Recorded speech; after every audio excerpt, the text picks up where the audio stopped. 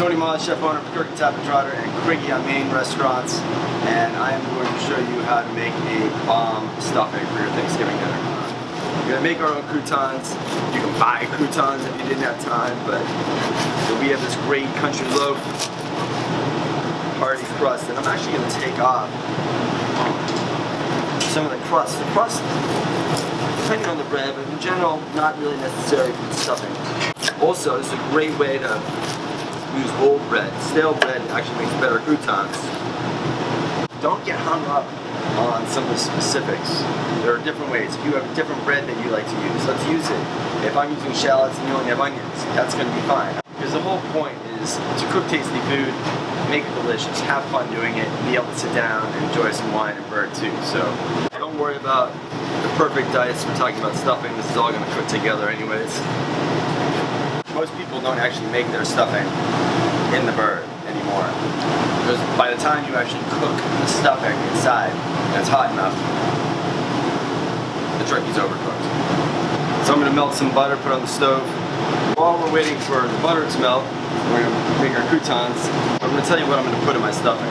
Stuffing is incredibly flexible, so don't freak out about what you have and what you don't have. In no particular order of importance, we have a lot of onion, delicious. We have some turnip. We have some celery root. We have some parsnip, very fall flavors. We have some garlic. And I thought I'd use a little bit of our Kirkland Trotter kielbasa in there.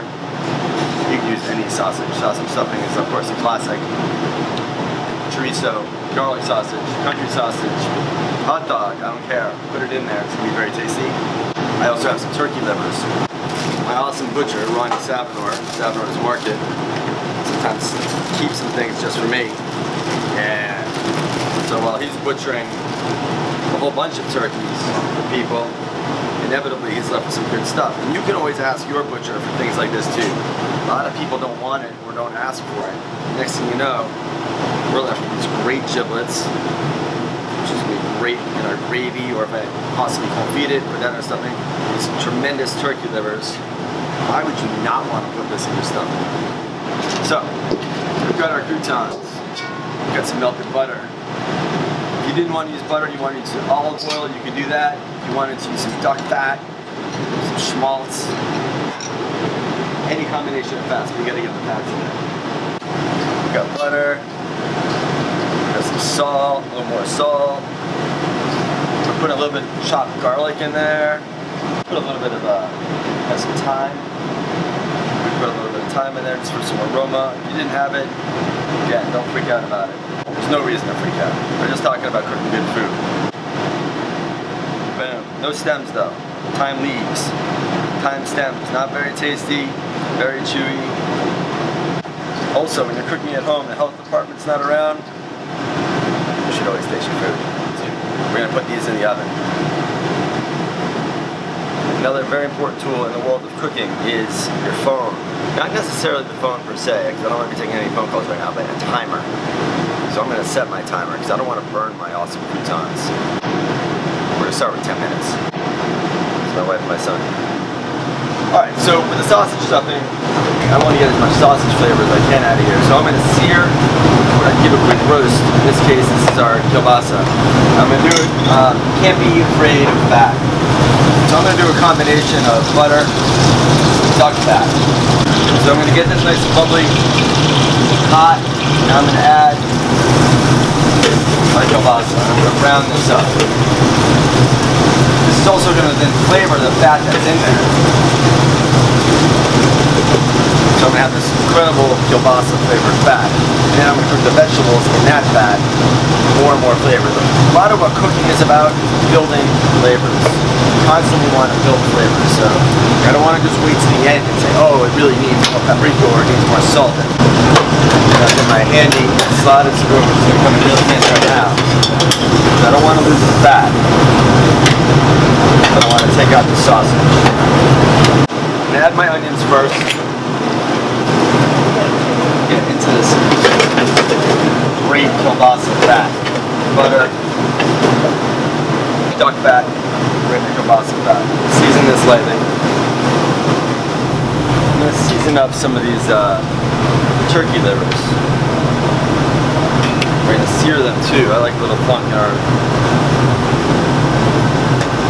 stuffing.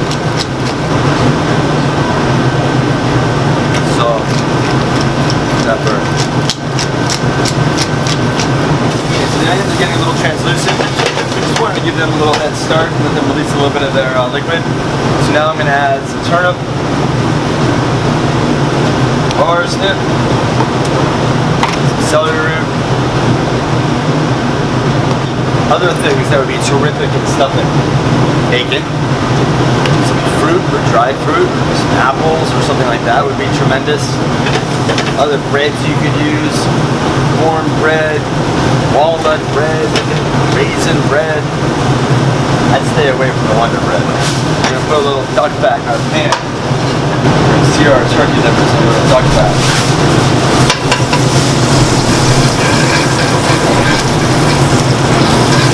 When you're searing meat like this, to put it into a hot pan and then don't touch it.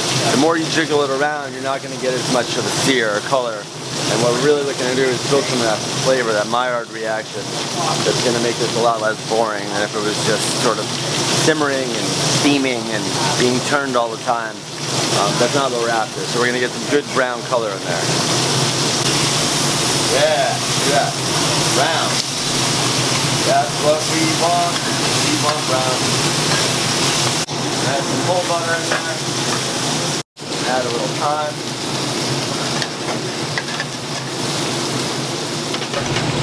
Brown butter is just going to add another dimension to the flavor, even though we're going to chop this up and fold it in. Okay, so our vegetables are about, sweating out, they're about halfway cooked. We're going to add our kielbasa back into that. Stir that up. Oh yeah. Smelling good. So we're not totally worried about whether or not this is cooked or not, because we're gonna finish cooking it in the stuffing. The key thing here is to get some good brown, some good caramelized bits. You've got a lot of flavor in this pan right now, so we're gonna add Armagnac and tiny pork. So I'm going to do a quick little deglaze. Make sure we get all the bits out of here, because every little bit of flavor matters. And this is where the rubber spatula comes in handy. Check that out. Get every single last bit. Get that all into the pan. Because that flavor is trying to get away. I'm going to add some garlic now because I didn't add it before. It's chopped a lot finer, doesn't need to cook as long. And now we're going to deglaze this. A little bit of our Armagnac. A little more tiny pork. We're going to let that cook down for a second. Timer done. Let's check our croutons. Golden. Toasty. It smells good. I love liver. I don't understand people who don't like liver. Liver is delicious. And this is going to be tremendous flavor. Alright, again, back to the beginning. Watch how handy this is. Wow. This is why I love the board scraper. We're going to get some moisture in here so that the breadcrumbs soak this all up. This is what you get when you get homemade stock. Okay? Yes, store-bought, I get it. Okay, but that drips out like water. This has got real collagen and flavor and viscosity to it. So, that kind of viscosity. So what we're going to do is we're going to build the flavor just a little bit. I'm going to add this much stock to it, get all the bits off the bottom. I'm going to reduce this down just to build a little more intensity to it, just a little bit. We'll come back and we'll add everything together. Any point in this way, you could have substituted something else. We talked about different fats. You could have bought croutons. Another thing you can do, by the way, is that you make your gravy with turkey necks. You pick the meat off the neck and fold that into your stuffing as well. Really good. We're gonna add a little bit more liquid. We're gonna add our croutons.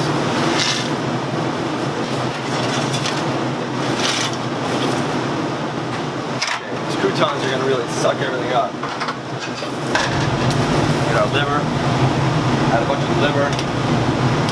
Add juice. Stir this all together. I tasted it. What am I going to add to funk it up a little bit? First thing we're going to do, I've got a little fresh bay leaf. You could use dried bay leaf, no problem. It's not strong, but I'm going to add one of those in there. Get some thyme in there. We already added some thyme before. Maybe a little bit more. You had some sage leaves. That would be terrific. Very fall, very Thanksgiving. Rosemary is a little strong, so if you want to add rosemary, that's fine, but just make sure you just don't add too much. Tons of parsley maybe at the end, or just on top. A good way to go, or chives, scallions, anything. Again, key thing to what I'm trying to do here is I'm trying to show you the basic technique, like the concept of making stuffing. Your bread, your sausage, or whole feed meats, or herbs, whatever, you can really go in a lot of different directions. That's the key, it's just having fun with it. Stir this up. Okay, so you got the liquid. It's a good flavor. So this is what it is right now, raw. It's not done. Now what I'm going to do is I'm going to put this back in the oven. About 350, kind of get it slow and low. So this part gets a little bit crusty, and the bread begins to absorb all this awesome stuff that we just put in the pan.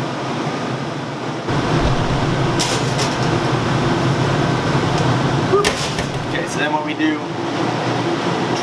is we're going to set our handy timer. I'm going to check it in about 20 minutes. Boom! Yep. Time to check the stuffing.